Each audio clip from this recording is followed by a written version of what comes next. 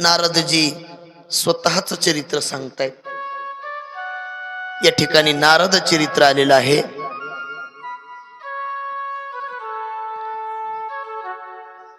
नारदजी म्हणतात, मी स्वतः दासीपुत्र होतो।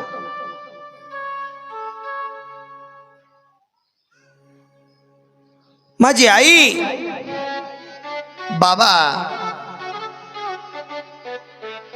सुंदर संसार चाललाय, सुंदर।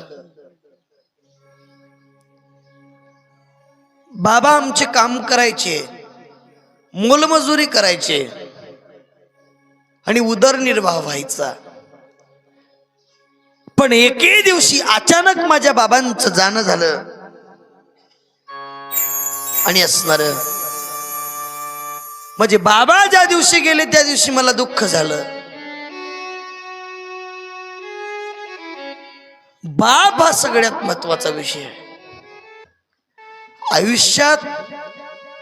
बापाचं कार्य एवढं मोठं आहे माय बाप हो, पण आम्हाला ते दिसत नाही हो। आम्हाला सगळ्याला दिसते ती आई, आमच्या डोळ्यासमोर येते ती आई, पण बापाचं वर्णन फार कमी लोकांनी केलं। बाप का साधा आहे का हो? बाप नावाचा विषय फार मोठा आहे माय बाप हो। आपल्याला समोरासमोर रडणारी आई दिसली, तुम्ही पहा, एखाद्या मुलीचं लग्न आहे आणि त्या बापानं जवळजवळ सगळ्या मुलीच्या लग्नासाठी अट्टास केला, सायास केला। माझ्या लाडलीला कुठली वस्तू कमी पडता कामा नये याची अगदी बारकाईनं दक्षता घेऊन बापानं सगळं लग्नाचं कार्य केलं। सगळं अगदी स्वतः फाटकी बनियान वापरली, पण आपल्या लाडक्या मुली करता बापानं एकही वस्तू कमी पडू दिली नाही, एकही। असा बाप ज्यावेळी मुलगी बोहल्यावरती चढते त्यावेळी त्याला आनंदही होतो आणि दुःखही होत। आजपर्यंत मी जिला तळहाताच्या फोडाप्रमाणे वागवलं, आज तीच माझी लाडकी। माझा हात धरून दुडू दुडू दुडू दुडू चालायची, माझ्या घासातला एक घास ती खाऊन एक घास मला भरवायची। आज तीच माझी लाडकी मला सोडून नवऱ्याच्या घरी जाणार आहे। दुःख होत तरी दुःख दाखवत नाही। मीच रडत बसलो तर तिला किती अवघड वाटणार आहे, तरी दुःख दाखवत नाही। सगळं दुःख गटा गटा गटा गटा गिळून आपल्या मुलीच्या लग्नातलं सगळं कार्य निर्विघ्नपणे पार पाडतो। आणि ज्यावेळी आपल्या मुलीला पाठवण्याची वेळ येते ना मायबाप हो, त्यावेळी मात्र बाप आपल्या मुलीपण रडत नाही हो, कुठंतरी एका कोपऱ्यात जाऊन ढसा ढसा रडतोय। ओक्साबोक्सी रडून तो बाप पुन्हा आपल्या मुलीकडे येतोय आणि म्हणतोय, बाई अगं रडू नको, मी आहे ना तुला, मी असेपर्यंत तुला कुठली कमी पडू देणार नाही ग।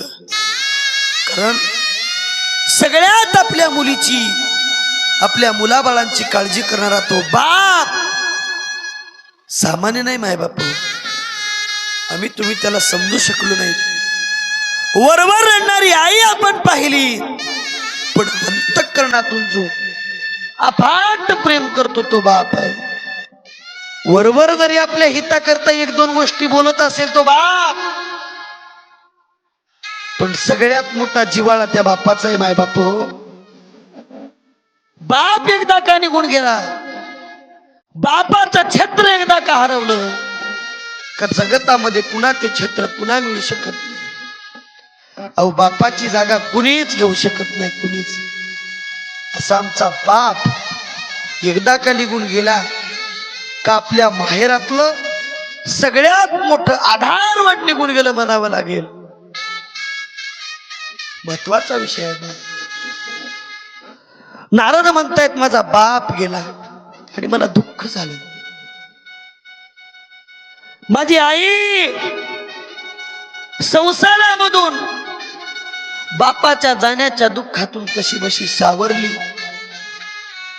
मोलमजुरी धुनी भांडी करून माझं घर चालवत होती. दोघांचा उदरनिर्वाह चालतोय. आणि स्नर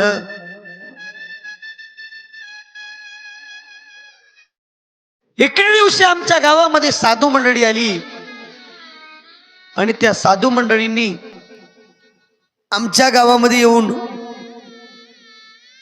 कथेचं आयोजन केलं. 4 महिन्याच्या चातुर्मासाचं आयोजन केलं. कथा चालू झाली. माझी आई साधू महाराजांकडे गेली आणि म्हणते, स्वामी मी तुमची सेवा करावी अशी माझी इच्छा आहे. त्यावेळी साधू महाराजांनी सांगितलं, तू आमच्या ऋषी पत्न्यांकडे जा आणि त्यांनी होकार दिला तर सेवा करण्यास काय हरकत नाही. माझी आई ऋषी पत्न्यांकडे गेली आणि असणार ऋषी पत्न्यांनी तिला सेवेचं काम दिलं. गायीची सेवा करण्याचं काम मिळालं आईला. आई माझी सेवा करते. सत्संग चालू झालेला आहे. कथाकार कथा सांगतायत. कृष्ण जन्म आख्यानाची कथा चालू झालेली आहे. मी दूर उभं टाकून कथा श्रवण करत होतो, कारण मला कथेच्या मंडपात कुणीच येऊ देत नव्हतं. कारण मी दासीपुत्र होतो, मला कोणी येऊ देत नव्हतं. मी दूर उभं टाकून कथा श्रवण करतोय. एवढ्यामध्ये माझ्यावर